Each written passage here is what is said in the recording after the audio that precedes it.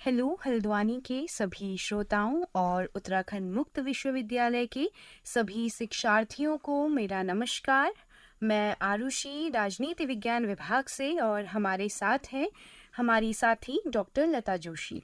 नमस्कार।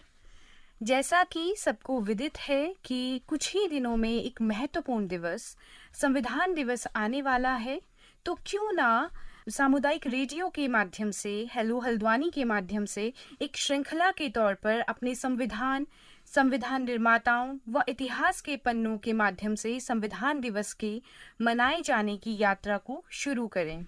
जब हम संविधान दिवस की बात करते हैं तो यह दिन हमारे लिए एक दर्पण है जो कि साझा विरासत और मूलभूत दस्तावेजों के माध्यम से दुनिया के सबसे बड़े लोकतंत्र का मार्गदर्शन करता है।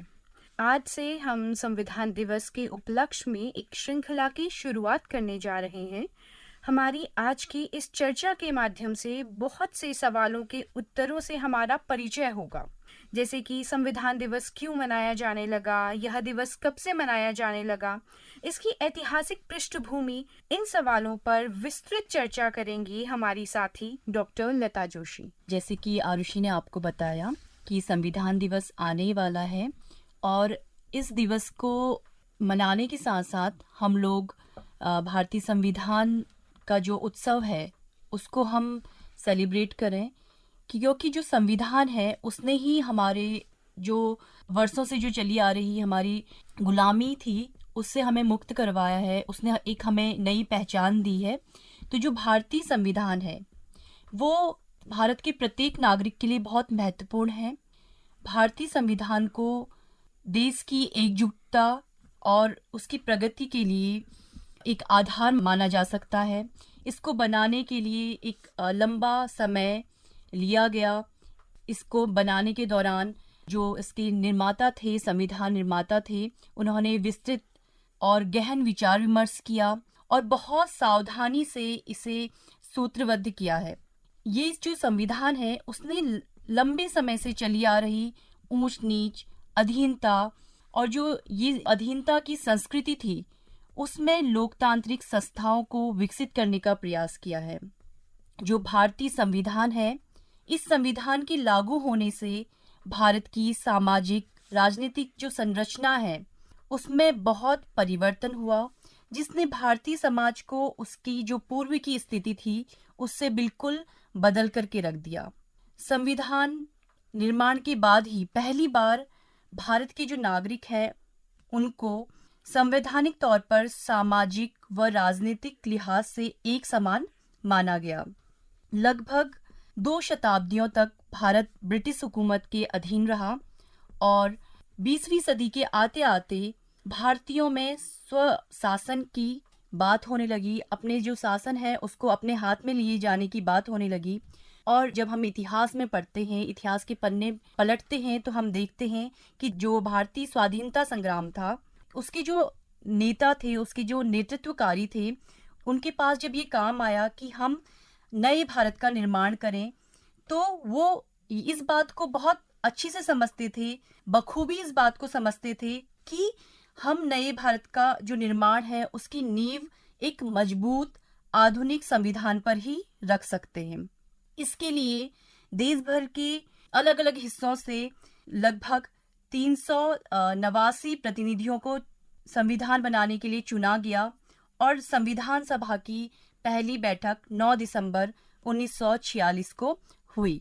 तो जैसे 26 नवंबर हमारे लिए महत्वपूर्ण है, वैसे ही 9 दिसंबर भी भारतीय संविधान की जो पहली बैठक हुई है वो भी हमारे लिए बहुत महत्वपूर्ण है, क्योंकि उसने एक जो नई युग है उसका आगाज किया था।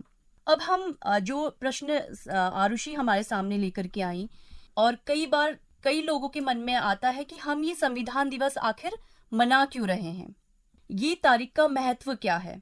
जैसे मैंने आपको बताया कि 9 दिसंबर को ये इस संविधान को बनाने की पहली बैठक हुई और ये जो संविधान बनकर के तैयार हुआ वो हुआ है 26 नवंबर 1949 को।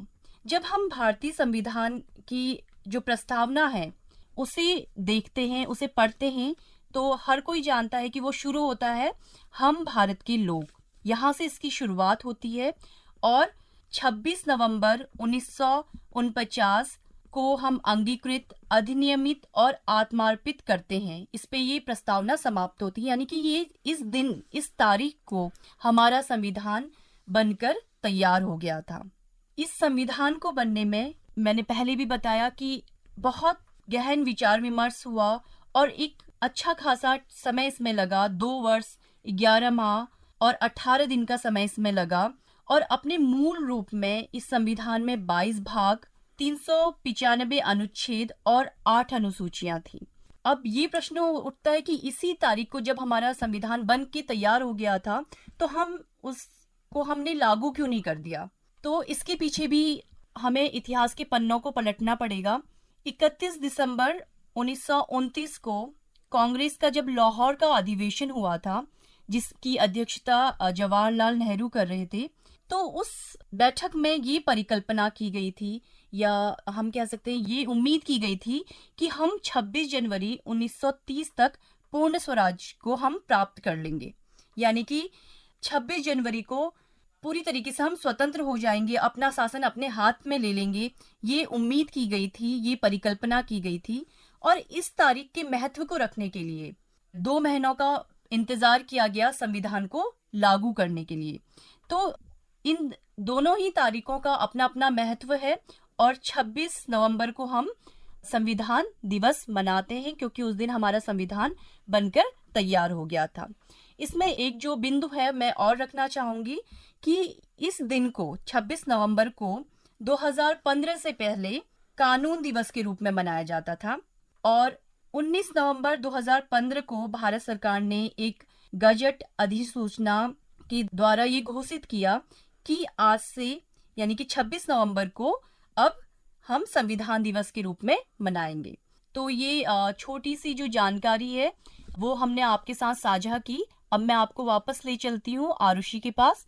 जैसा कि मैम ने बहुत ही कम समय में बहुत सारी जानकारियां हमारे समक्ष रखी हैं, चाहे वो ऐतिहासिक पृष्ठभूमि से संबंधित हो, अलग अलग जो डेट है संविधान से संबंधित, चाहे वो 26 नवंबर है, 26 जनवरी है और 9 दिसंबर है, 26 नवंबर 1930 से लेकर 26 नवंबर 1950, इन सभी विशेष दिनों के बारे में मैम ने संक्षिप्त में जानकारी दी और बहुत ही महत्वपूर्ण जानकारियां हैं।